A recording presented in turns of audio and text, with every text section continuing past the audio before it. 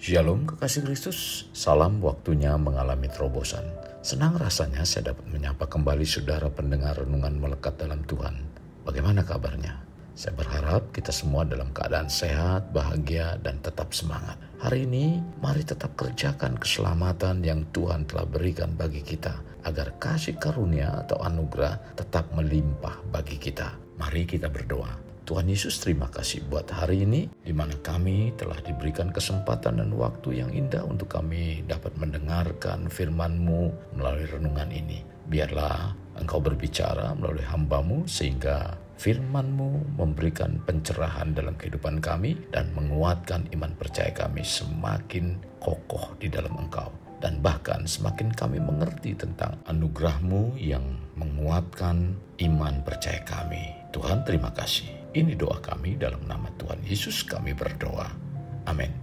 Melekat dalam Tuhan bertema anugerahnya menguatkan. Firman Tuhan terdapat dalam kitab Yesaya pasal 44 ayat 12. Demikian firman-Nya, tukang besi membuatnya dalam bara api dan menempanya dengan palu. Ia mengerjakannya dengan segala tenaga yang ada di tangannya. Bahkan ia menahan lapar sehingga habislah tenaganya, dan ia tidak minum air sehingga ia letih lesu.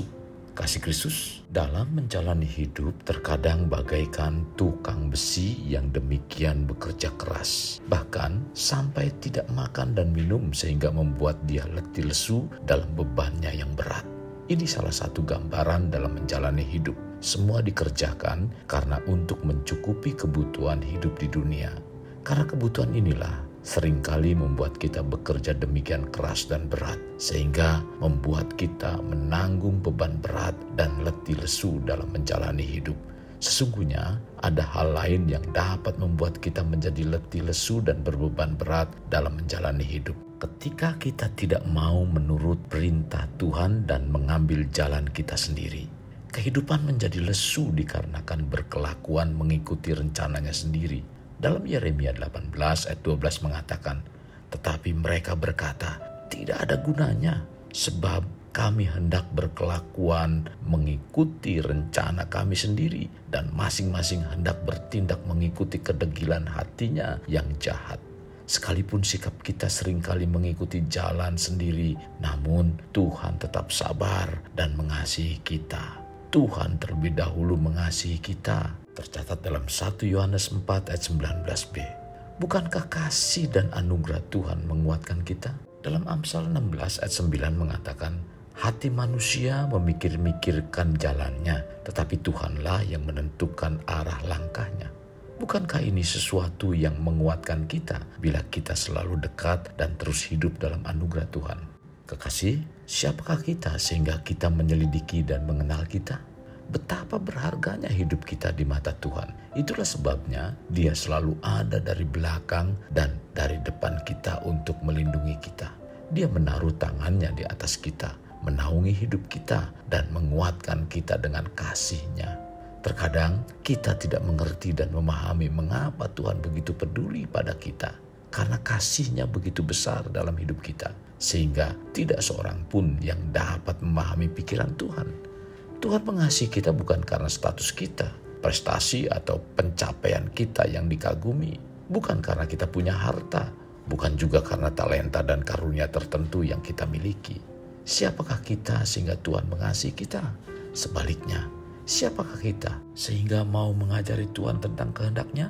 Tuhan mengasihi, menolong dan menjawab doa kita semata-mata karena kasih-Nya yang besar kepada kita. Bukan berdasarkan apa yang sudah kita lakukan untuk Tuhan. Semuanya ini adalah anugerah dari Tuhan. Karena anugerah Tuhan melalui kasih-Nya, Tuhan tidak akan menyerah untuk mencari kita. Darah-Nya sudah tertumpah di salib untuk menebus hidup kita. Tuhan mengenal dan membentuk kita sebelum dunia ada.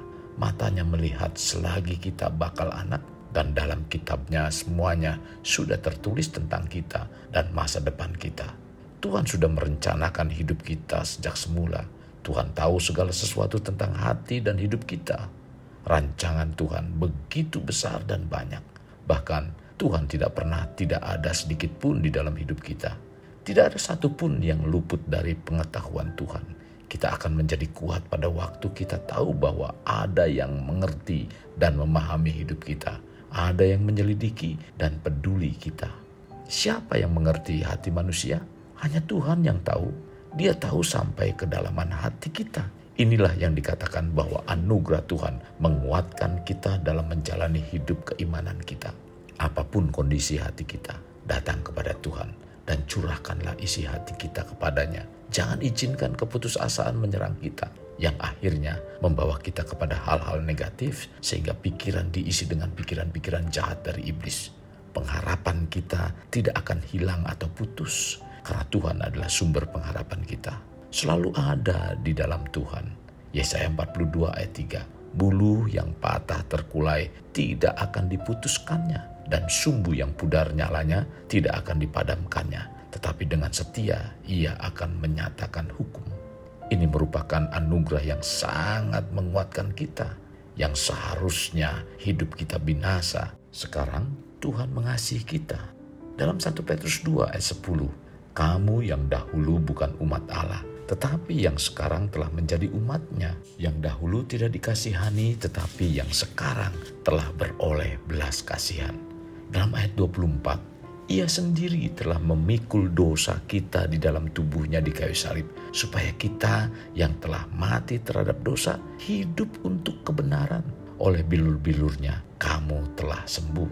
Ingat, ketika Tuhan menegur kita, hal ini dilakukan olehnya karena untuk menguatkan langkah iman kita agar kita tidak goyah, supaya kita kuat dan tidak mudah terpelecok, sehingga membawa kesembuhan dan pemulihan dalam hidup kita.